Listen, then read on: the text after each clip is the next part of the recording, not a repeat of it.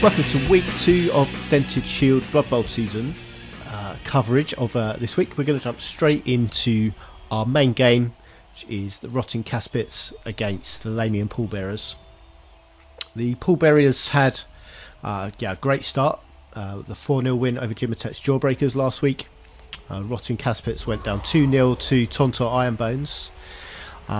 This week they're joined by Lord Borak the Despoiler, who's been hired in to help make up the numbers. Good to see the old chap getting a game. And Borak is a dangerous line of scrimmage combatant. Strength 5, block and mighty blow all being features.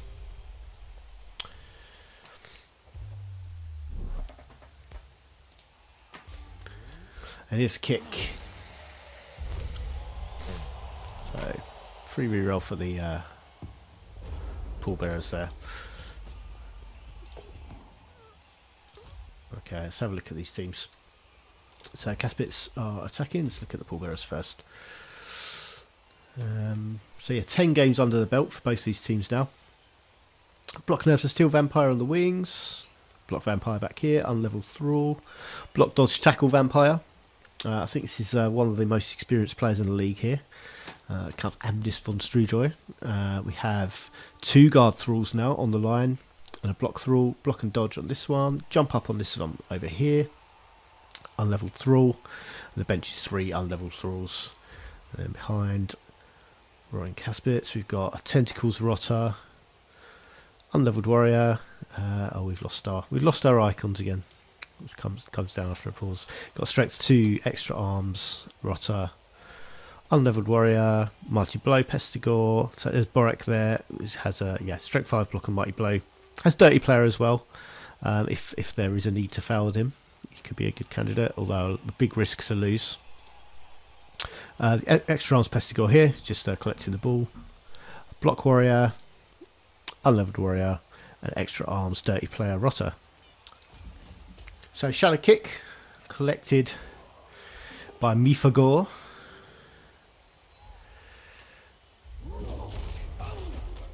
Straight away there, making the most of a 2 dice block opportunity. Get a stun down. Similar on the other side. Following up this time to get a pin against the touchline.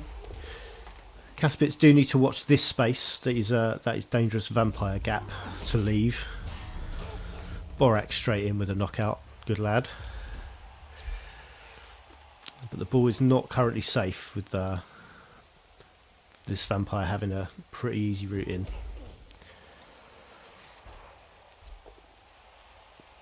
Not really anyone who can kind of plug that gap either. This vampire just a 2+ dodge away from being a real threat.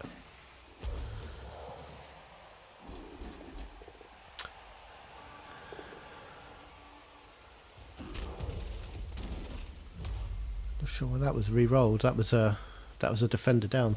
Re-rolled to an attacker down. I think that must have just been a mistake. So it's gone with this vampire instead. Straight for the ball carrier. And down with a re-roll.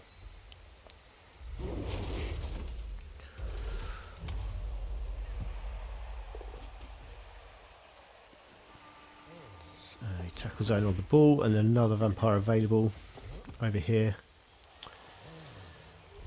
It's Festival Marshland. And, not far off levelling up.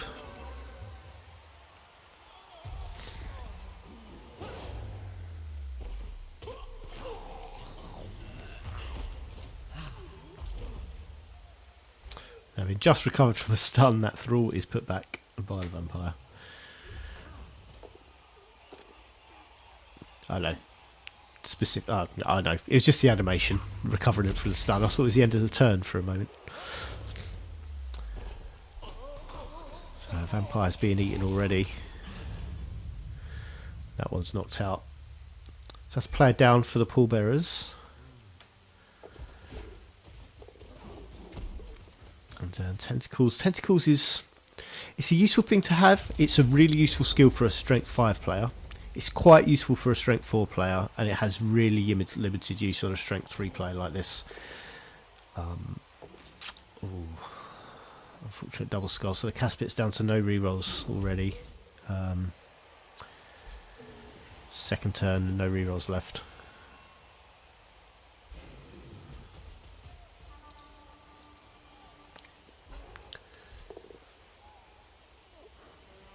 Don't have an assist available, but this warrior can make a 1 dice on the ball carrier. Has block as well, so it's a good player to do it. 1, 2, 3, 4. It's going to be 2 go for it's really. So marking up and blitzing, one behind instead.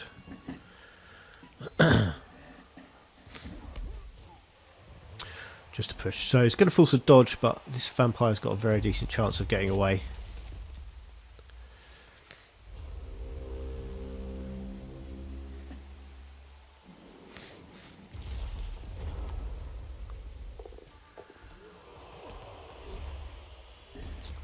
Going for a pass, so disturbing presence around both of those warriors, making that a more difficult pass, but still got it away with a reroll.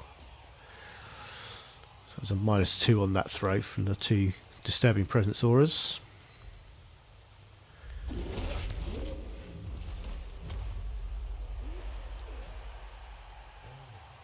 the ball very advanced on the Pallbearers right there.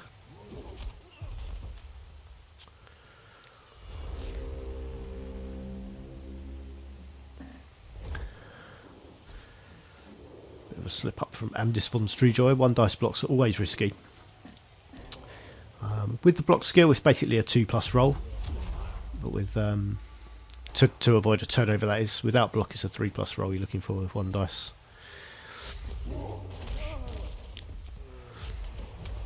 Two dice doubles your chances if you can get them.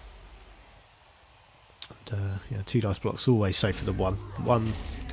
1 dice blocks are for desperate plays. If you really need a 1 to block someone, you've only got 1 dice, then you do it. But if you don't have to make that block, you just you leave it.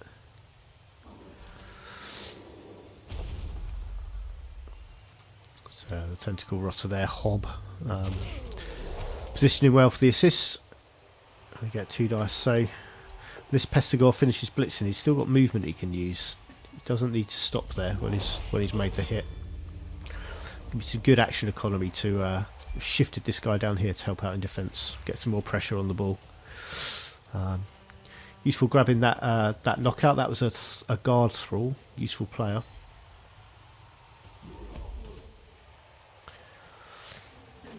Following up there keeps that thrall marked, but it does put that warrior in some danger against the touchline.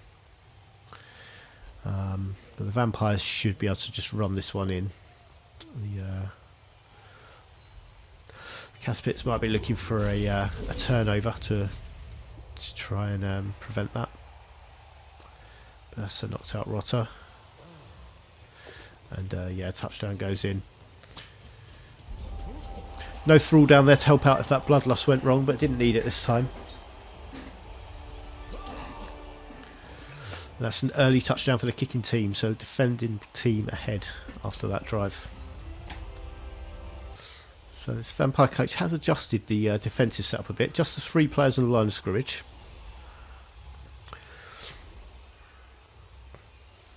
She's is generally accepted as being a bit better defensively, so it'd be good to go look at that lineup actually. Let's switch that while the Nurgle team are playing.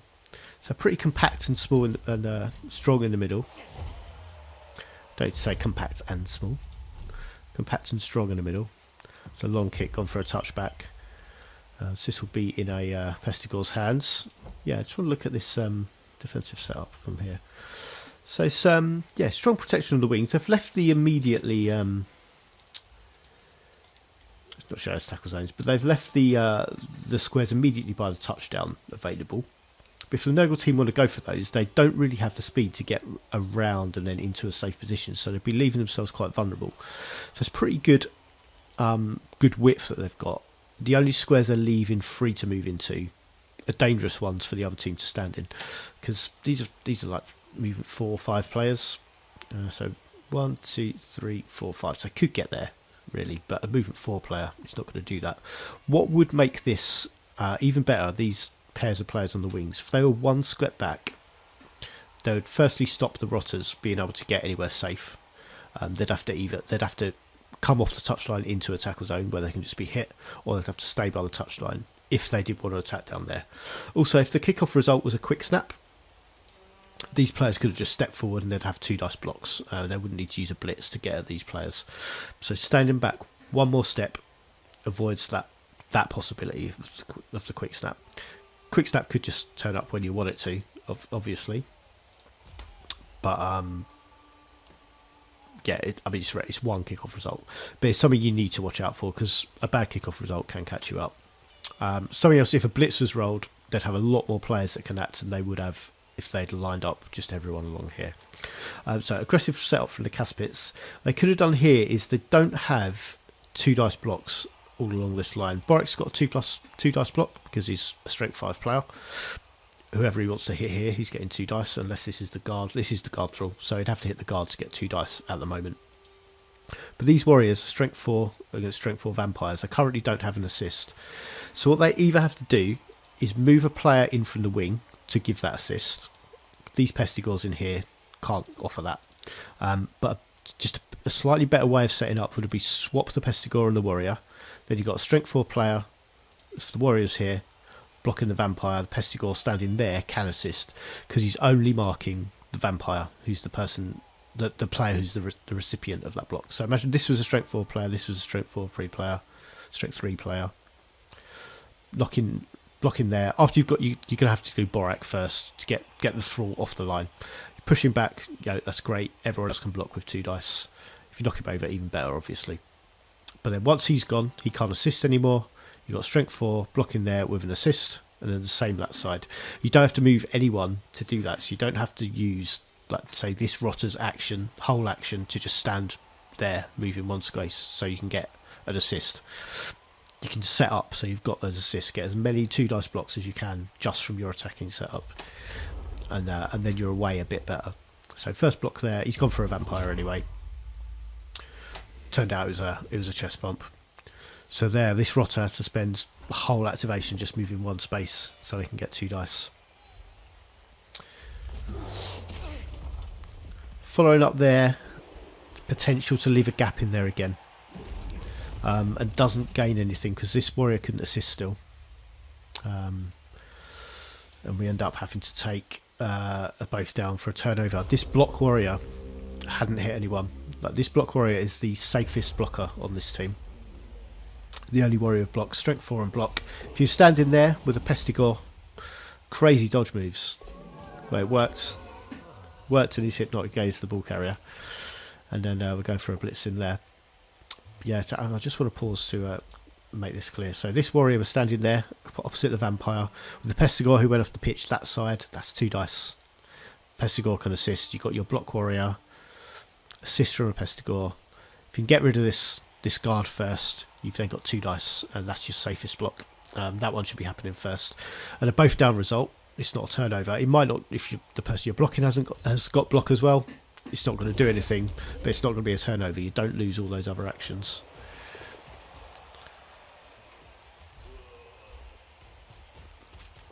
So this is like we've looked at elsewhere with there's one black orc with block in a team. When you're receiving the ball, choose where you need to make that dangerous block. Put that warrior with block in someone's face where they're going to get 2 dice, and that's your first action. That's your first block anyway. And now we've got the ball carrier cut off from the rest of the team. Only option here for this ball carrier. I mean, you've got the block warrior. This block warrior can be free. He's been marked up by a vampire, so I think the vampire coach has spotted that this is the danger player. But I'm going to examine what we've got here. So try straight away to get rid of this player. There are safer moves first. So the order of operations I like. Anything that doesn't involve a dice roll, do it first. Unless you need to block someone to free someone up so they can move freely. these players should be moving first. This guy should be standing up if he's going to, because he's pinned against the touchline and he's not going to have an easy dodge out. You might just be best off just leaving him laying down on the floor. But these two players are free to move, can reach this vampire at least and mark him up, make it more difficult for him. Get a disturbing presence field back here to make any passes they might want to make later, or catching bouncing balls more difficult. So you're putting modifiers on them straight away. So first move should be these two players over here, because this is where the game's happening right now.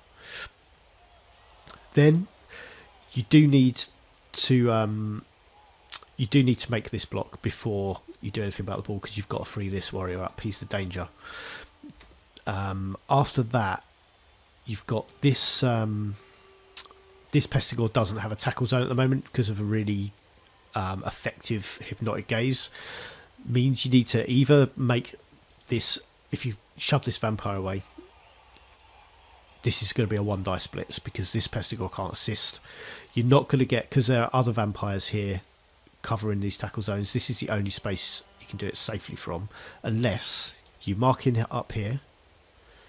If you go 1, 2, 3, warrior in there, Rotter goes 1, 2, 3, 4, 5, go for it. It's a go for it to get in there. Or if Borak can clear this thrall away, you've got a Pestigore here, come stand in that space. That's the only space you can get an assist from on this vampire. But if this vampire's marked, he can't assist. This warrior can come through 1, 2, 3 in that space. This vampire can't assist because he's marked. You've got a player in there who can assist. That's your 2 dice. Get rid of that vampire. Ball carrier can move more freely. Now, yeah, I think going with that would be better, because if you can mark this warrior on vampire, perhaps here, Rotter down here, you've then got a relatively safe pocket that you can move your ball carrier to, and it's a way to get out of this really tricky situation. And if you've got players over here blocking off this route, the vampires have got quite a long way round to move to catch you. It's not completely safe, because this vampire can still reach you, and will probably be getting a blitz in, but you've got to see how it will develop. It'd definitely be a better position than they're in right now. As it turned out, this unsafe block, which you did have to do first, double both downs, which if anything just serves to highlight how important block is as an early skill as you can. I know only one warrior on this team's leveled so far. It's been really slow leveling for them, but a warrior, a chaos warrior, Nurgle warrior, they just need block, and that's the extra arms Pestigore out of the game. Regeneration failed as well, so that's much tougher attacking drives for the Nurgle team now, without that main ball carrier.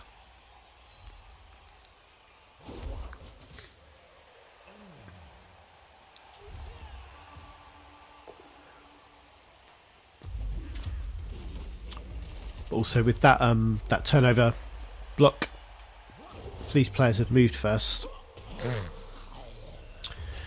just let this vampire eat through. If these players have moved in first, these players would be marked up. This would have been a one more difficult catch on their bouncing ball, so this vampire might not be holding the ball. It means it's forcing them to make a pick-up roll, which is a potential turnover.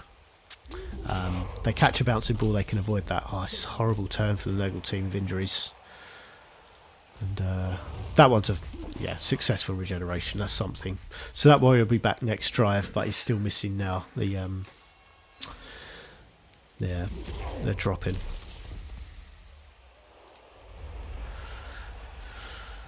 Right. Oh, what happened there? I don't know why that warrior was dodging.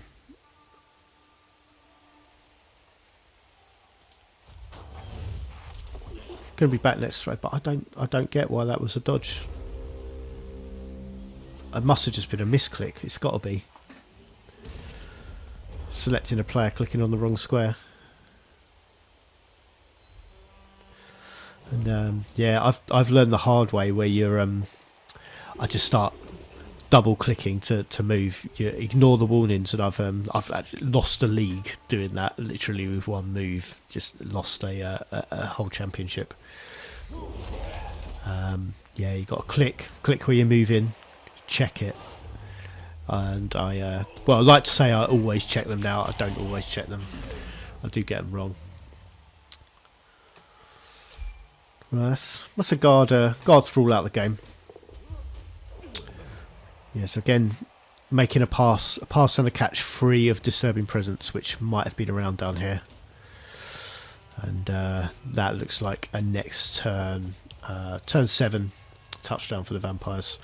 So getting a thrall into the end zone in case bloodlust needed. It's not really relevant here because these players are too far away to do it. But doing this against quicker teams is going to mean leaving a player next to the pitch you don't really need to. All this thrall really needs to be for bloodlust is next to where the vampire goes. So you can be one step away from the end zone. Vampire can run in there. He can still bite a thrall there. Thrall doesn't need to be in the end zone. In other situations, that thrall's getting shoved off the pitch. But yeah, there's so few players left on the Nurgle team now. They've really limited options. Go for a blitz with Borak, as you probably should. It's safe. It's on a block player. It wasn't quite as good. There has been some really horrible block dice actually for this Nurgle team.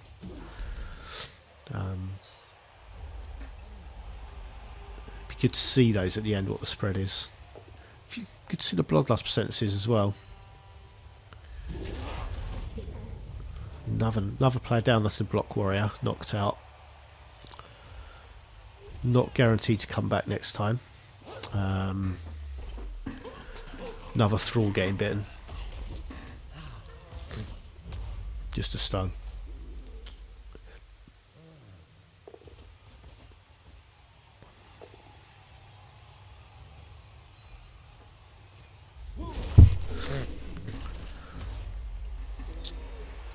Yeah, one of the reasons the Casspitz are able to afford Borak for this game as well. Their Beast of Nurgle is out injured. Contributed to a difference in team values that meant they could afford the 300 odd K. That's 2-0.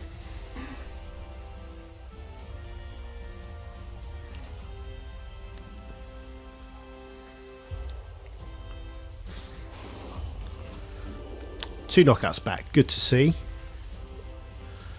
And I definitely myself know the pain of trying to play a Nurgle team when you're short on players. It's really tough. So it's good that they've got some players back there. We're back to 11? Not sure we're back to 11. I think we're on 10. 2, 4, 6, 8, 10, 11. It is 11. So one of the extra arms rotters going to be back here. So movement 4-1. I think there's a strength 2-1 somewhere who might have been a better candidate for ball carrying. It's just that bit quicker. And throw a rock each. That's Borak down. So thrall knocked out. That's the block thrall, I think. Just a stun for Borak, so he's not getting this turn. The final turn of the half. Another touchback, but yeah, all they can really do here is look at 1 star player point for someone. So it would have been good to look out for. Not sure there's really anyone who can do it, but yeah, it might just be picking. You don't really want a warrior throwing the ball because it's just not going to work. Yeah, but this time they have gone for warriors tucked in, strength 4, matching strength 4 with assists on the outside. That knocked out guard is back though, so Borak would have been able to shove him away, hopefully. Knock him down or both down would have been fine here because you're knocking him over. So it's a shame we've lost Borak there. You might want to have to prioritise instead. I'd probably go, block warrior on the thrall, get rid of the guard. Then you've got 2 dice here. It's not with block, but you can do it. Then you got your mighty blow one. You want to make sure it's hitting someone, so that's your blitz once he's free.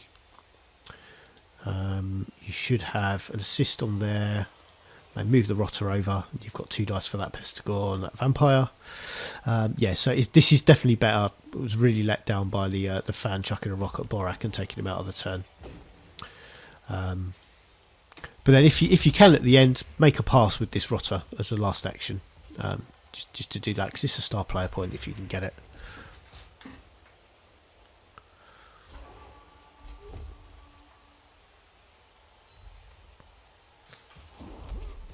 So gone for the push there. Following up does mean this warrior can't assist, but I've gone, yeah, block guy has got the guard down. But yeah, doing that one first is safer because it's the block warrior. Dodge kept him up, but yeah, doing the block one on the guard first, safer because it's the block warrior, but also you get rid of that guard. There's no assists on him then. And yeah, not a lot else they can do at this point. Don't really even have a good foul on if they wanted to go for that. Knocked out Pestigor.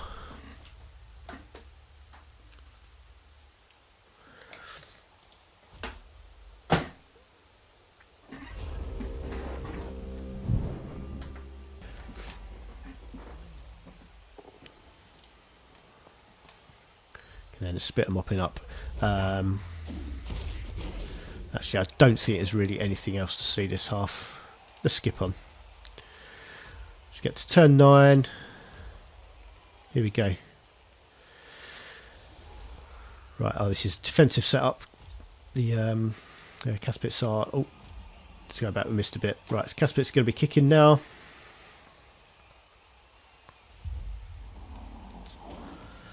So Vampire's really aggressive setup. Bribes, so people can factor in that fouls are a bit safer until they use that bribe. Yes, Vampires have lined up some 2 dice blocks. Foul appearance, putting in a appearance. So stunned thrall for no gain there. Vampires still have no one back here to claim the ball. Don't need both of these players here. Don't need them. Can have players back here, ready to react to where the ball lands. Someone's got to come back out of the way. And if this was a deep kick, if I'm playing this vampire team sitting like this, I've got a kicker on my team. Ball's going back there. It's going to take them 2 turns to retrieve it, and I won't apologise. I think there are 3 kick players in this league now. Vampires are playing them, or one of them's on the Orc team. They've already played, but Vampires set up like this to attack against a team with a kicker. Ball's going back there.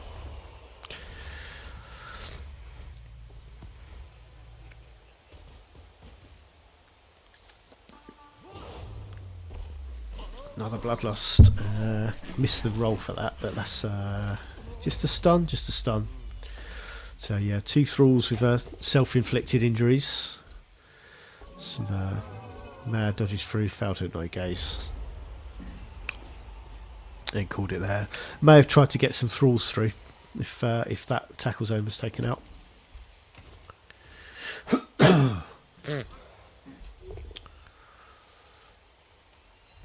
So the guard there not doing anything to Borak. Probably prevented getting 2 dice on the vampire though. Would have done that. To take 1 dice on the guard. I think I might have gone Borak on the guard. Just to make sure it's 2 dice and get rid of him. Doesn't really help this warrior do anything better. But I think like we've said elsewhere, the thralls are the squishy targets. If you can get them down, they're armor 7, strength 3.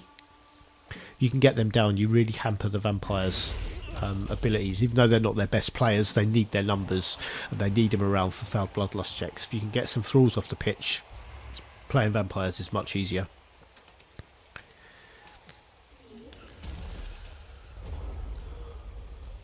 I think they're always my first targets. The softest targets first.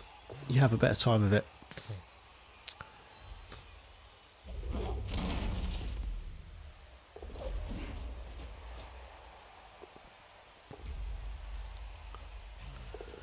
So a jump up block, but missing block on this vampire. Close to another level though. Be interesting to see what he's grabbing next.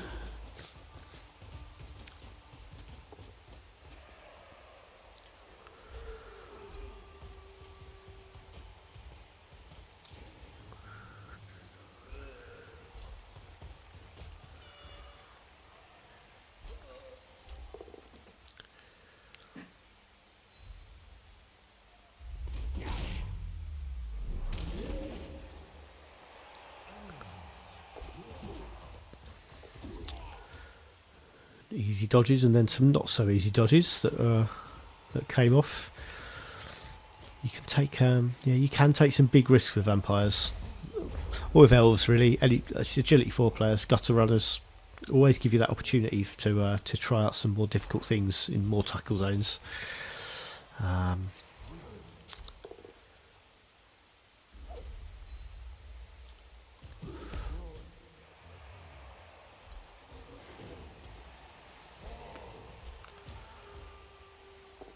Blitz from Borak. That's a down guard thrall. And an injury. So looked like Mighty Blow made a difference there, and that was Apothecaried.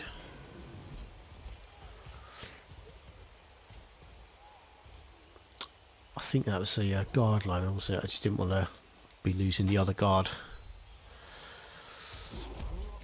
A shame. No star player points when a star player gets a casualty. But he's definitely the most dangerous blocker on this team. The block warrior next. A dead thrall. It's from a 1 dice block that just double dead. Yeah, decay, dead, both results. And a 1 dice block that wasn't really going to help even if it had gone that well. It just is an unnecessary risk that went horribly wrong. But at least it was just a rotter. Cheap and easily replaced.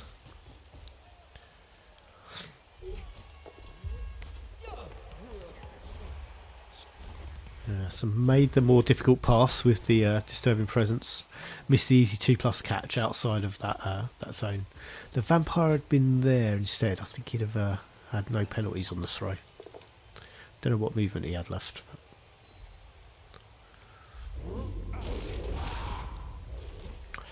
For injury, that's the unlevelled Pestigore. No long-term effects, no regeneration though. Out for the game.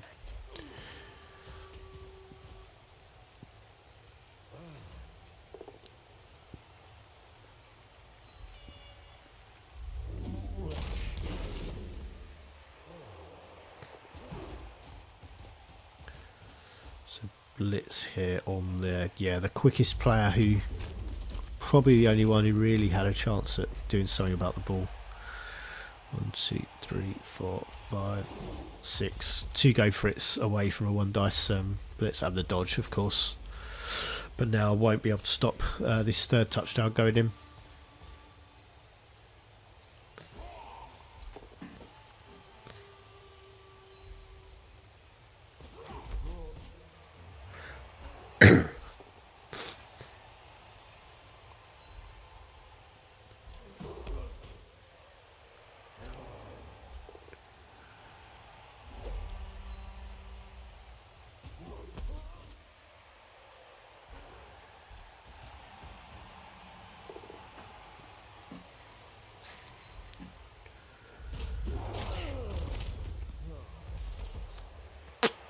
Well, there's an injury.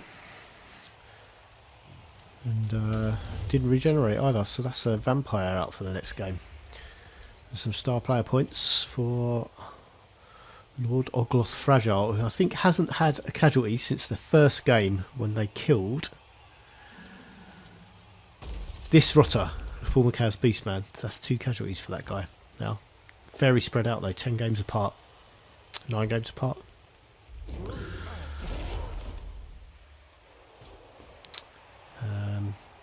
The vampire missing next game, I think, is that one. Yeah, that one who was 2 points away from scoring with jump up.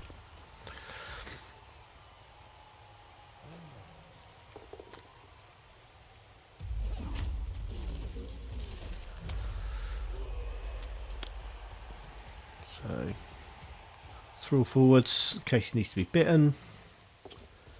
Again, like we said, doesn't need to stand in the end zone, just next to where you want the vampire to run to is fine. And that's 3. So the Pallbearers free scoring in both games so far. And likely to be holding their position at the top.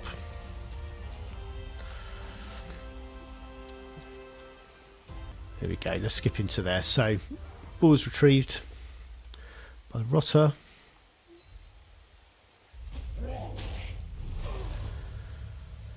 Borak's been a bit of a beast in this game. I think that's 2 knockouts and a casualty. That's what you want to see from him. And that was moving that guard player out of the way first. So then we've got, 2 dice and it's the block one doing it. This is really the right order to be doing this in. It's a bit of a greedy reroll. If it's not going to be a turnover, it's good to not re-roll it, especially when you're lacking in re-rolls as this team are. You get 2 dice on this vampire. Down he goes.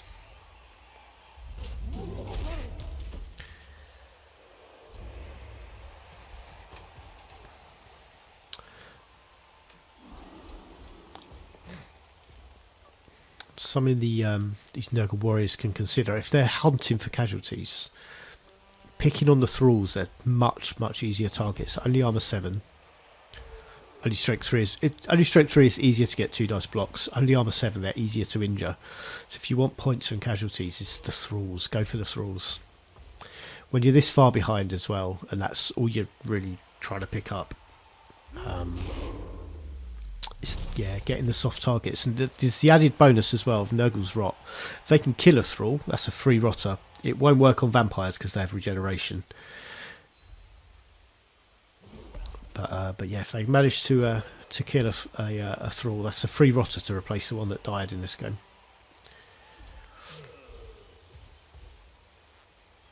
And, any of the Nurgle team could do that if you just kill a thrall in a block. That's a free one, free player.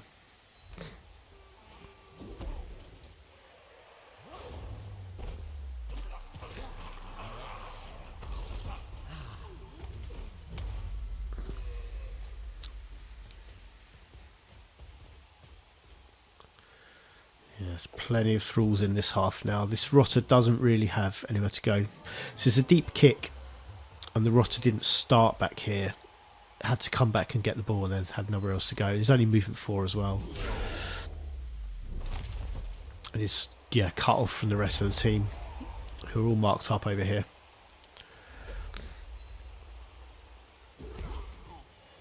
Yes, dodge is a very annoying skill. But it is why tackle exists. So, making the most of 2 dice blocks. Not really getting anywhere though.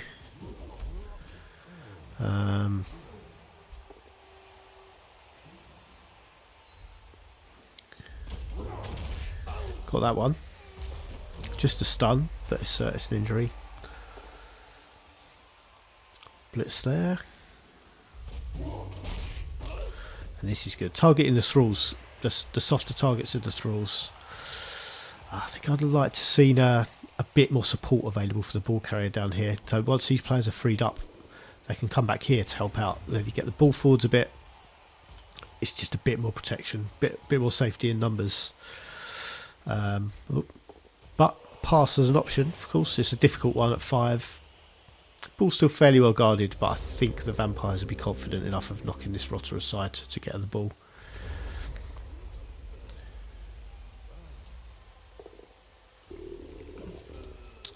Good old foul appearance. Enough for the assist there, and then we've got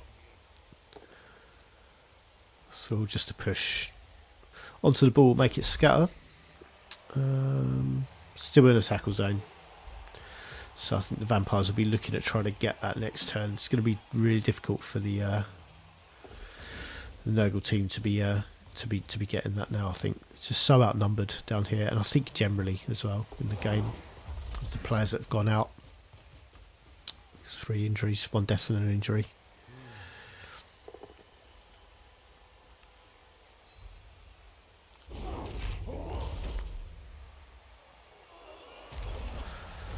So plays have got here. I think a blitz from here. I can't tell if it's blitzing, but I think a blitz from this Pestigore on this thrall from that square is the best move they had there. Maybe on this one actually. Probably on that one.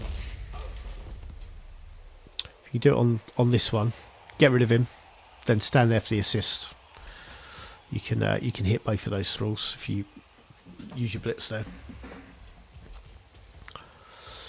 As it is, we've got a Pestigore stranded against the touchline. This vampire might fancy pushing him off the pitch. Using the thrall there, the blitz there with Borak.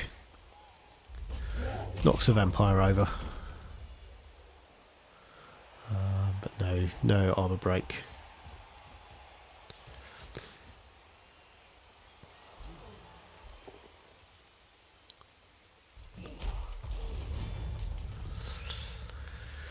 Just a knockout, but yeah. It's another. So we've had that and a dead Rotter, both 1 dice blocks, 1 dice block turnovers for the Nurgle team that have accounted for 2 players being off the pitch. So we got. So I'll do the vampires here. Thralls to deal with the ball. Vampire to shove that Pestigore off the pitch. That's where I'll be using my blitz. Gone for the blitz there with the standing up thrall. I think that's the block thrall. No, it's not the block thrall. Block thrall is there. There's the block thrall. So block thrall is 3-star player points off of leveling as well. So yeah, throw it to the vampire.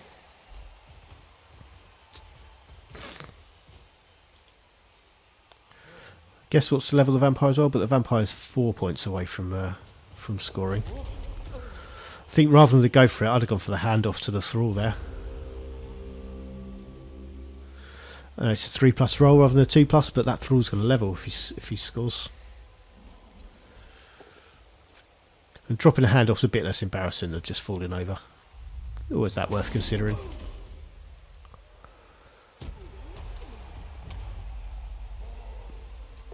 So there's a stun.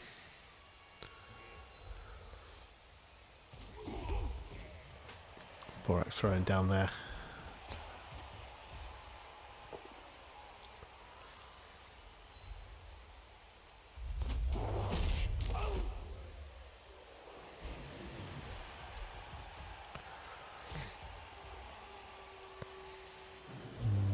That I don't think that assist added anything. This warrior already had 2 dice on there. This Rotter could have got around maybe in there once that guy was down. Could have put an assist down here.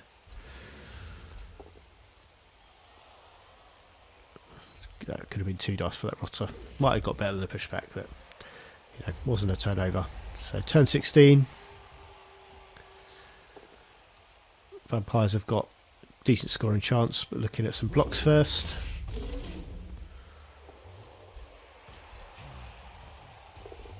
Yeah, Vampire retrieves the ball and goes for the pass. Works out, that's 4-0. And that's pretty much the end of the game. I think there was just one Nurgle turn left, which didn't get us anywhere. So 4-0 final score. Let's look at some dice because it did feel it felt very rough with block dice, and like we said before, you can't you've got to sort of expect bad dice and plan for it in this game. Kind of what it's all about risk management, but there's still a lot of risks being taken by this team that don't really need to be taken. So a lot of 1 dice blocks being thrown. So we've got 1, 2, 3, 4, 5, 6, 7, 8, 9. 10, 11, so 11 dice blocks being thrown. I mean, I've seen more, but it's a lot, and there were some bad ones. I mean, the skulls coming up, and both downs are not good for this team because there's not enough block in it. And like we said during the game, it was responsible for a knockout and a dead Rotter. So yeah, those 1 dice blocks, unless you have to make them, it's worth giving them a miss.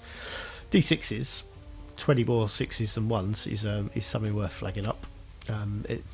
It's just a good way to highlight it. It's just not all about how the dice land. You've got a plan for catching those, and they had pretty good dice overall. Not block dice, but D6 dice.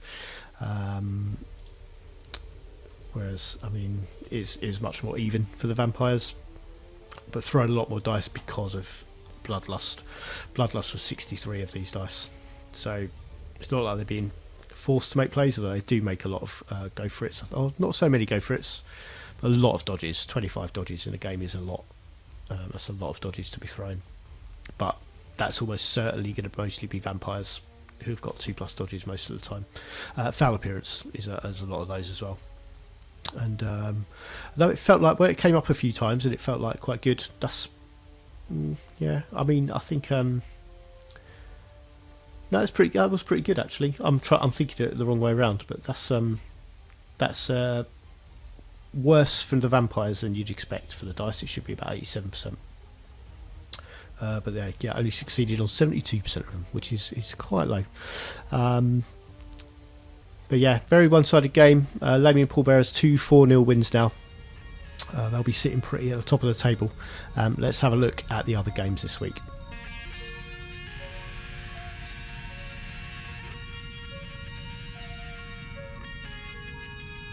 The Tontor Ironbones followed up their winning start by welcoming last season's runners-up Lizarpool for what turned out to be a cagey affair.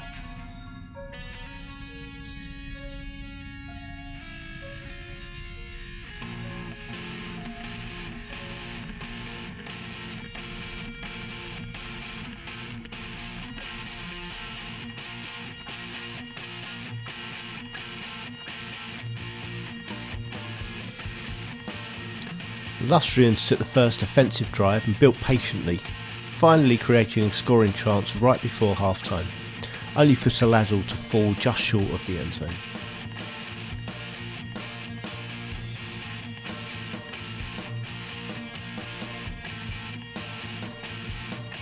Lizarpool then kicked off the second half with no score on the board. They knew that they'd have to play more aggressively to get anything out of the game and quickly pressured the home team to seize on their failure to secure the ball.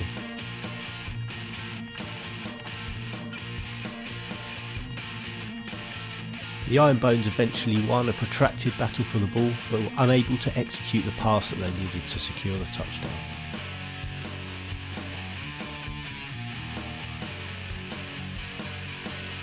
Lizarpool recovered the ball, with Johnny Reynolds running in to score, with not much of the game remaining.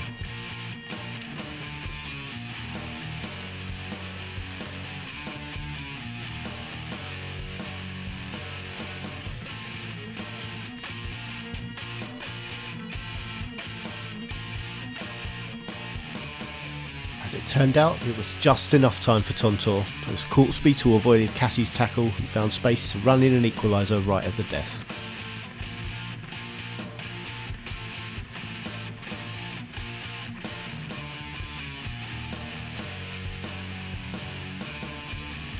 So, all square at Tontor Arena. It's probably a fair result after a tight game.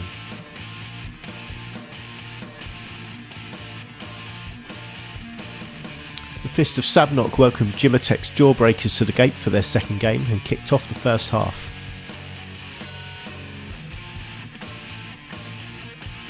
The Orcs built their attack patiently, but Beastmen twice found their way through to Galtrak to knock him from his feet. Neither team was ultimately able to capitalise on the loose ball, and they went in all square at half time.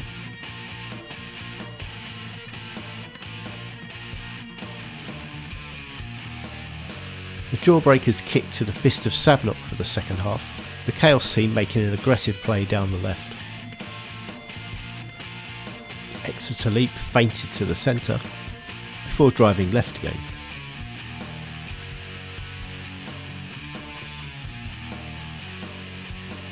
Made hard work of it, but they eventually made enough space on the flank.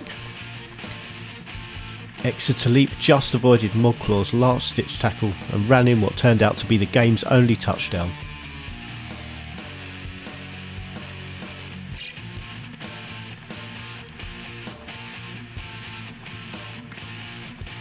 Some crowd trouble saw a thrown rock from the home end, striking Orc Glyman Mogclaw on the hand and putting him out of the match, probably the next one too. Fan has been identified and suitably rewarded. Speltloaf came close to adding a second just before the final whistle, but couldn't keep his feet to score.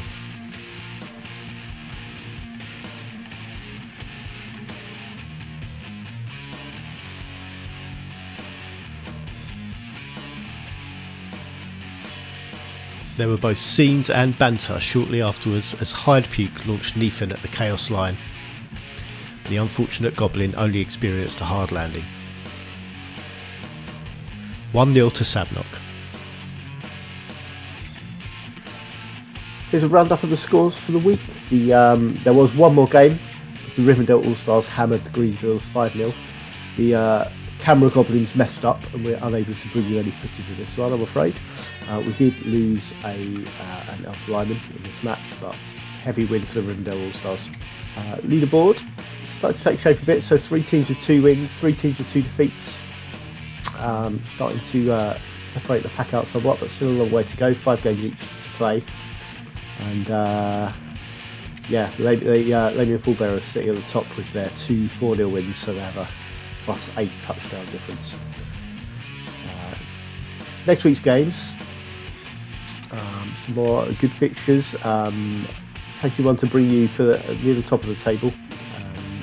2 of last year's winners and last year's third place team facing off, both with 100% record so far from their 2 games. We'll bring you full coverage of Rivendell All-Stars and Fist of Sabnok next week, along with highlights of the other 3 games, as long as no one else messes up their footage. We'll see you then.